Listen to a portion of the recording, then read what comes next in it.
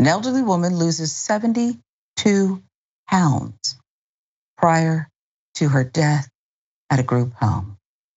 A Michigan woman now suing a group home for recklessly neglecting her disabled 71-year-old aunt, Bertha Jones, allowing her to starve to death. Miss Jones, unable to care for herself. Since her birth in 1951, Bertha Jones has needed special care every hour of the day, her family says. According to the lawsuit, the woman was born with a spinal deformity, was born blind and deaf, unable to communicate for herself. She was also confined to a wheelchair and possessed intellectual disabilities. Albert Dib, the attorney representing the family, and Charlene Jones, the niece and guardian of Bertha Jones, has filed a $25 million lawsuit against the Hoeft House in Belleville, Michigan. There you see the residence. The lawsuit alleges, despite her being a resident since 1983, at some point, that care was denied.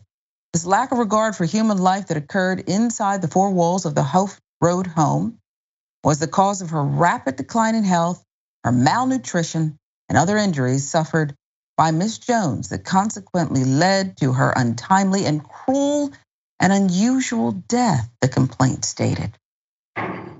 According to the niece, her aunt's health started to deteriorate in February 2022.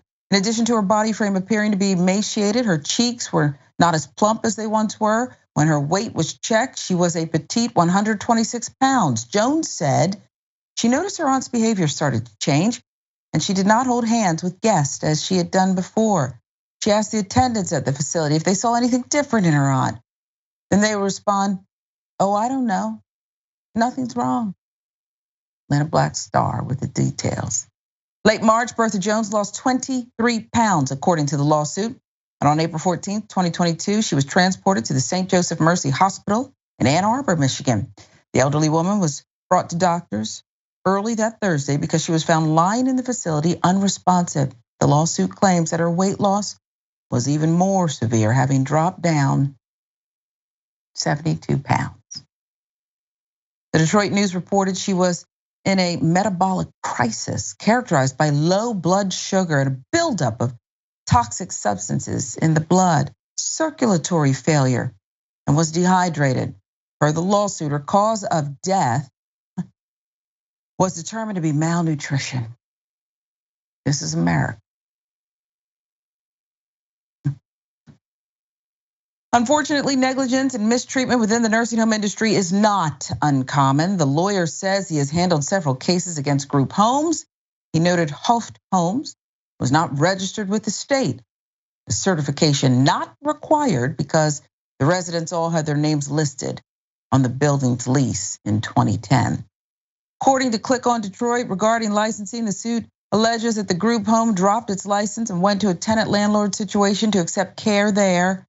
That may be how they can avoid being sued for oversight and regulation. They did it to get around the law, the regulations.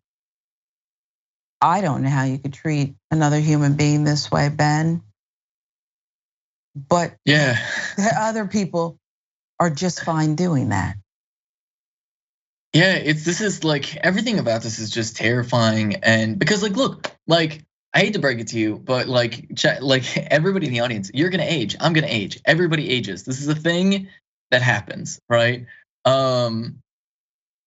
And we need to actually, as a society, take care of elderly folks. That is something that is very, very important. And the unfortunate reality is we've turned it into a private industry where if you're an executive of some sort of company that's overseeing elder care, you get to just see people as numbers on a spreadsheet, as profits and losses, as costs to you, instead of viewing people as human beings.